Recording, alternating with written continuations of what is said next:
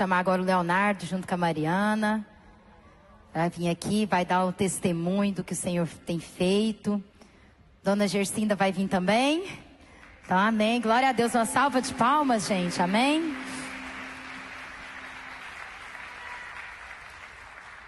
O nosso Deus não fez milagres, o nosso Deus faz milagre. E Ele faz na área da saúde, na área financeira, na área espiritual, na área emocional. Tudo o que você precisa, você encontra no Senhor.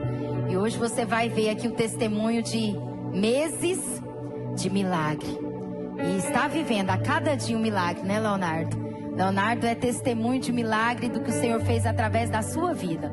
Quantas vezes nesse altar o pastor fez um chamado, falou, vamos orar pelo Leonardo. E você, não somente o pastor, mas você que está aí, se levantou com fé e orou e clamou. E hoje você testemunha a vida do Leonardo aqui, amém?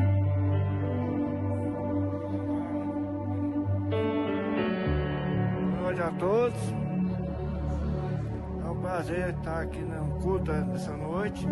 E quero agradecer a Deus por minha família, por Deus ter me liberto. Amém. Glória a Deus. Amém. Glória a Deus. O Léo pediu para eu falar porque ele é muito tímido e ele pediu para eu falar. Você traz a mesa só para me apoiar? Boa noite, graça e paz. Hoje para mim é um dia muito feliz, muito especial. Eu desejei muito que esse dia chegasse, eu orei muito por esse dia. E vocês, nós como família em Cristo, né? Nós estamos aqui na igreja desde quando ela tinha 9 meses. E nós nunca nos encontramos um dia só dentro dessa casa sozinhos. Desde que nós passamos a congregar aqui, existia um povo que pagava um tempo de oração pela minha casa, pela minha família. E nós temos colhido vários testemunhos graças a isso. Há uma igreja que é unida, há uma igreja que se ama, há uma igreja que paga tempo de oração por pessoas que elas nem conhecem. Então, eu estou muito nervosa. Eu sou irmã do Leonardo, tá, gente? Eu esqueci de falar, ele é meu irmão do meio, eu sou a mais velha. O Leonardo, ele tem vivido milagres desde o dia que ele nasceu. Para contextualizar vocês um pouquinho, com 2 meses de idade, ele foi internado. E a suspeita diagnóstica dele é que ele estaria com pneumonia. E naquela época, em 1990, não tinha muita tecnologia, não tinha tantos recursos como hoje. Ele foi internado, ele foi num estado delicado e não tinha divisões de internações igual nós temos hoje. Pediatria, maternidade, ala feminina, ala masculina. E com 2 meses de nascido, ele estava internado no mesmo quarto que um senhor bem mais velho que tinha problema no coração. E por um descuido da enfermeira, ela administrou no Leonardo a medicação do senhor adulto, uma medicação muito forte para problemas no coração. Então, naquele momento, ele já estava ruim, com uma suspeita diagnóstica de que era por pneumonia, e não era. E o quadro dele piorou muito mais. Ele teve muitas convulsões, ele teve falta de oxigênio. A minha avó percebeu que houve essa troca de medicamento e teve todo ali um alarde, uma discussão, um problema. Ela pediu que ele fosse transferido de hospital. Naquela época ele estava no hospital muito pequeno do interior, em 1990, e ele foi transferido para uma cidade maior no Mato Grosso, que se chama Rondonópolis, onde ele conseguiu ter a ajuda necessária, mas naquele momento parecia que ela não era suficiente. O Leonardo, ele foi declarado morto, irmãos. A minha avó, eu lembro dela me contar e ela falar que ela ligou para o pai dele e falou: prepara tudo que nós vamos levar o corpo. Ela ligou para minha tia, Cecília, nunca esqueci dela contar isso. Ela falou: lava a casa e organiza tudo, que vai ter velório. Só que como a última palavra, ela é do Senhor, o Leonardo está aqui. E uma moça muito jovem na época levantou a suspeita de que talvez pudesse ser um problema do coração, um problema cardíaco. E ali eles continuaram lutando pela vida dele, e ele teve uma melhora significativa que foi suficiente para trazer ele para Goiânia. aqui em Goiânia, ele foi atendido por uma médica maravilhosa que é a que acompanha ele até hoje também, que se chama a doutora Railda, cardiologista. E ela foi e diagnosticou ele com a tretalogia de Fallot. Ele tem um problema nas suas válvulas do coração. E com 2 meses de nascido, ele passou pela sua primeira cirurgia. Uma cirurgia muito complicada, foi colocada uma válvula, ele ficou na UTI, ficou em coma novamente. Então, assim, com 2 meses de nascido, uma criança tão pequena, já passar por tudo isso. Mas o Senhor estava ali com ele em todos os momentos. O Leonardo, ele passou por 5 cirurgias. Ele teve aos 2 meses, aos 10 anos, aos 13 anos, aos 34 e agora aos 35. Todas as cirurgias dele teve complicação, mas todas as cirurgias dele teve milagre. Todas as cirurgias dele teve presença. Todas as cirurgias dele teve clamor. E a última palavra sempre foi do Senhor. E a vida inteira nós temos olhado para ele com um olhar de amor. Ele é um menino doce, servo mesmo, é aquele que tem prazer em ajudar, prazer em servir, quem quer que seja. E agora, nessa última cirurgia, se eu fosse contar para vocês, irmãos, das 5 cirurgias, nós ficaríamos aqui a noite inteira, testemunhando o quanto Deus é lindo e maravilhoso. Na última cirurgia do Leonardo, no domingo, no dia 1º de fevereiro, era meu aniversário. E eu estava numa viagem com a minha família e ele me mandou parabéns. E eu senti no meu coração fortemente de chamar ele para vir por culto. E eu falei pro Ricardo, vamos vir embora mais cedo, que eu quero levar o Léo no culto. E eu falei para ele, dentre todos os presentes mais valiosos que você puder me dar, hoje eu quero a sua presença no culto.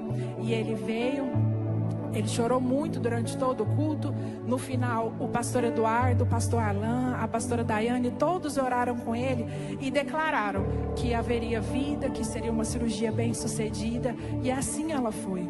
No outro dia de manhã, no dia 2, ele fez a cirurgia. Foi uma cirurgia muito grande. Foram 110 minutos onde o coração dele foi retirado para fora, foi colocado ali para ser consertado todos os seus problemas e ele passou a ser bombeado todo o seu sangue por uma máquina. Então ele ficou 110 minutos sem o coração no seu corpo físico. E o médico corrigiu o problema. Foi uma cirurgia muito bem sucedida. O coração foi colocado de volta. E assim que ele colocou, ele bateu muito forte. Então a equipe, a cirurgia, tinha toda a certeza de que aquela cirurgia tinha sido 100% correta, sem nenhuma interferência, sem nada. Geralmente eles demoram 1h30 para levar o paciente para o quarto, né? Ele fica ali numa semi-intensiva. E passou essa 1h30 e o Leonardo não acordou. E eles levaram ele para a UTI mesmo assim. E eu lembro que isso colocou um despertar muito grande em todos nós como família. Mas como assim ele não acordou? Por que ele não acordou? E se passaram 1, 2, 3, 4, 5, todas as horas do dia. E eu lembro que às 21 horas eu ajoelhei na minha cama e eu clamei a Deus pedindo que no outro dia, quando o boletim médico dele saísse, que ele tivesse disperso, que ele tivesse acordado e que nós pudéssemos ali vivenciar tantas coisas que Deus ia fazer na vida dele. Só que ele não acordou, irmãos. Passou o primeiro dia. No primeiro dia, o boletim dele saiu gravíssimo, inconsciente. E já foi assim, um alarde muito grande para todos nós, né? E passou o primeiro dia, segundo dia, terceiro dia, 4 dias, nada do Leonardo acordar. Foram 5, 6 dias, nada do Leonardo acordar. A equipe levantava várias suspeitas diagnósticas, faziam todo tipo de exame, não tinha por que ele não acordar. E eles fizeram um exame nele onde foi constatado que ele teve um problema chamado encefalopatia. É como se tudo dentro da cabeça dele tivesse saído do lugar. Mais ou menos quando você se muda de casa e vai para uma coisa diferente, você chega lá e está tudo fora do lugar. Você não precisa colocar as coisas no lugar. Para colocar as coisas no lugar leva tempo. E foi esse tempo que Deus precisou que ele tivesse ali descansando. Então, aos poucos, ele começou a falar, ele começou a abrir os olhos, ele começou a ter pequenos estímulos. Ele melhorou o suficiente para ir para o quarto. Isso foi com 11 dias. Ele ficou 2 dias somente no quarto. E eu nunca esqueci desse dia que eu e o Ricardo chegou no hospital. Era muito cedo, 7 horas da manhã.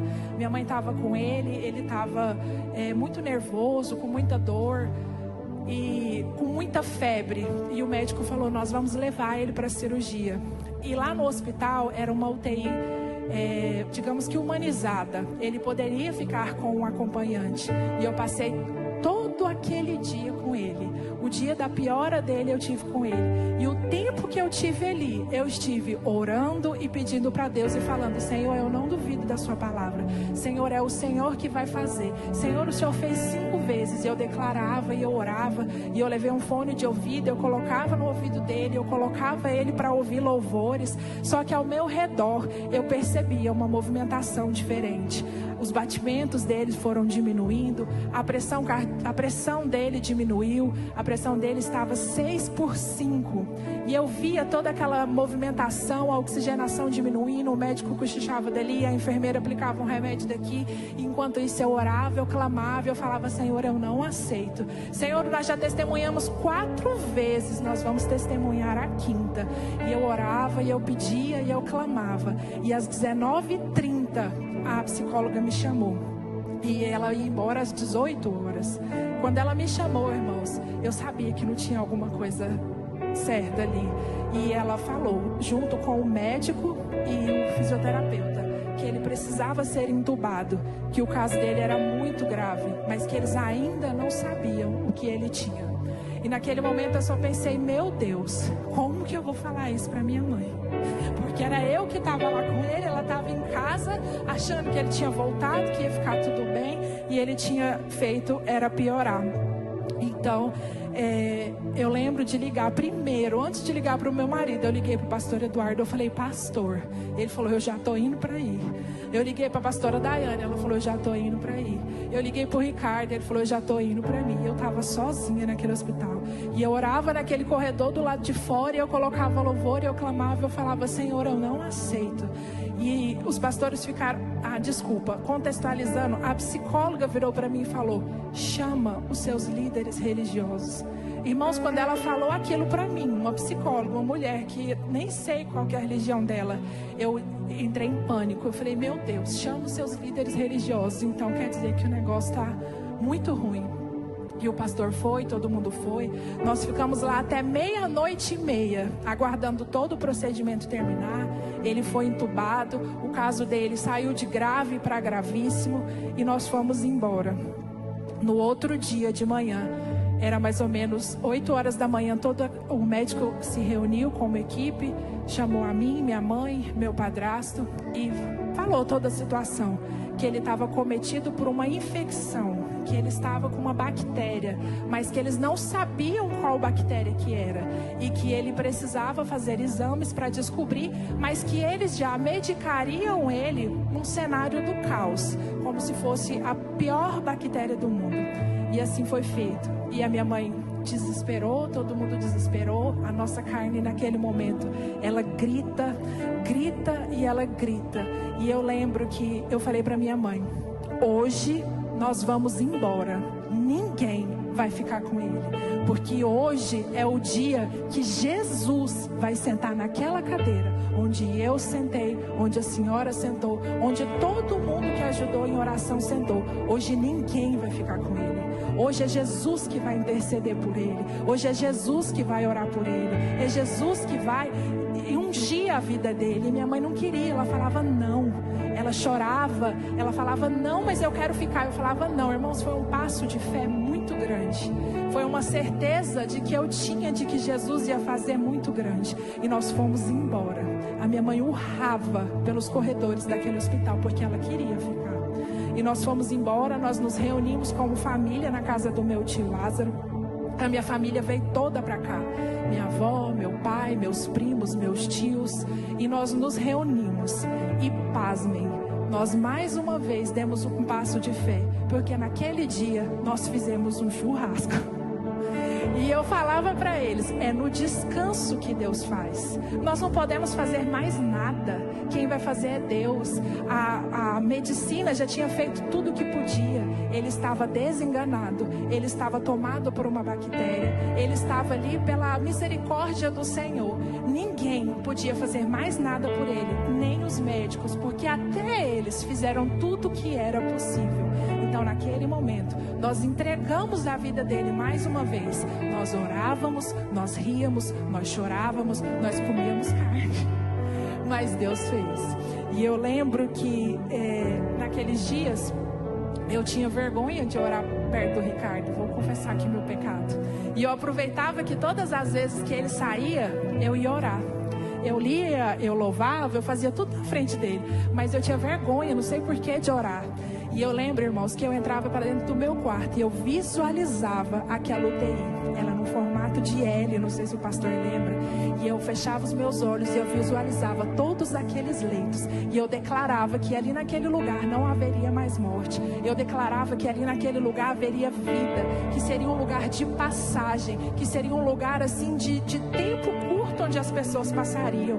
Eu declarava sobre a vida da equipe. Eu declarava sobre a vida do Leonardo. Eu só sabia orar, declarar, ler a palavra.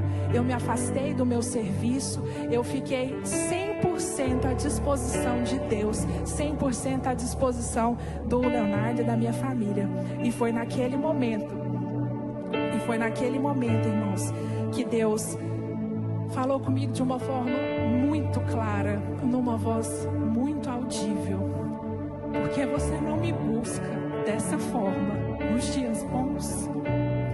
Por que você não clama pela minha presença nos dias bons? Por que você não me adora dessa forma nos dias bons? Por que você não se rasga na minha presença nos dias bons? Os dias maus estavam ali, irmãos, na minha frente. E eu me ajoelhei e eu falei, Senhor, desculpa, me perdoa. Eu fiquei envergonhada, porque eu esperei os dias maus, os dias ruins, para fazer tudo aquilo que Deus pede para que nós façamos todos os dias. Então, mais do que ter vivenciado um testemunho, eu tive um aprendizado muito grande na presença do Senhor.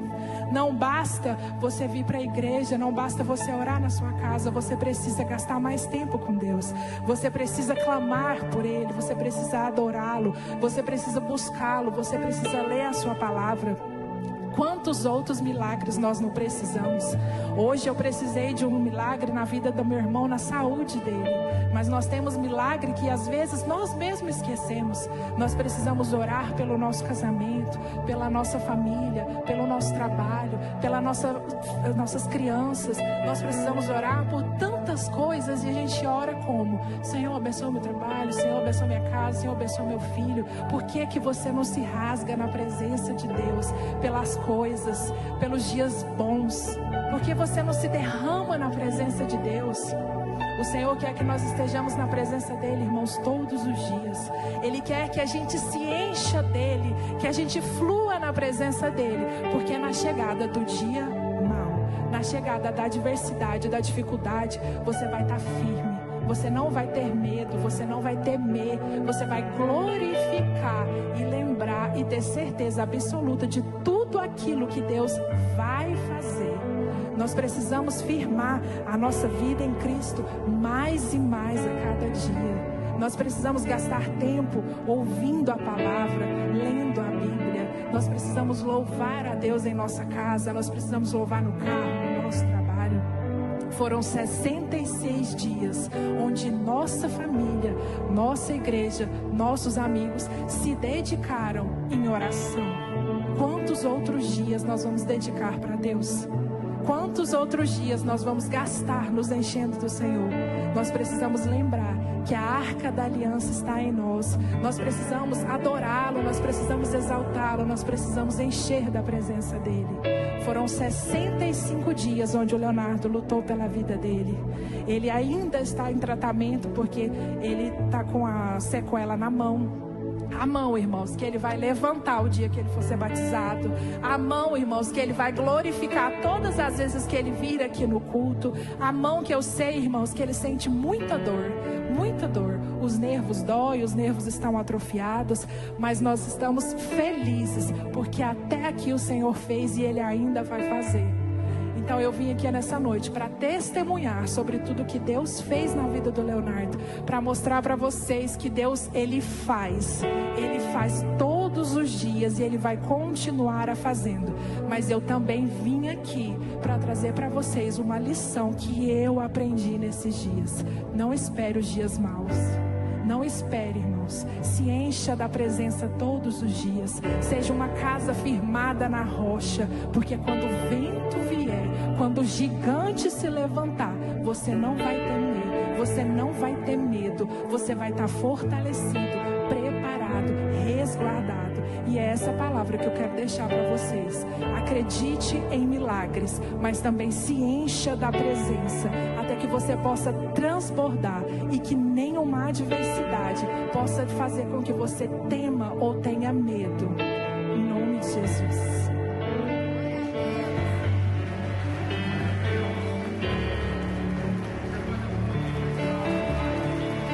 Glória a Deus, glória a Deus. Fica de pé um pouquinho aqui, Léo. Talvez você, a Mari tentou aqui expressar um pouquinho do que aconteceu, mas naquela noite que nós fomos chamados ali, literalmente para despedir do Leonardo. E quando nós entramos naquele lugar,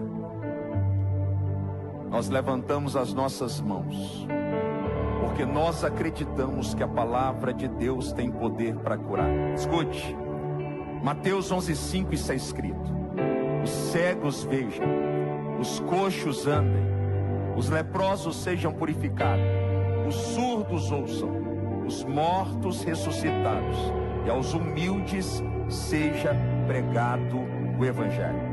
Diante dos olhos da igreja está a vida de um homem que pelo poder de Deus permanece entre nós.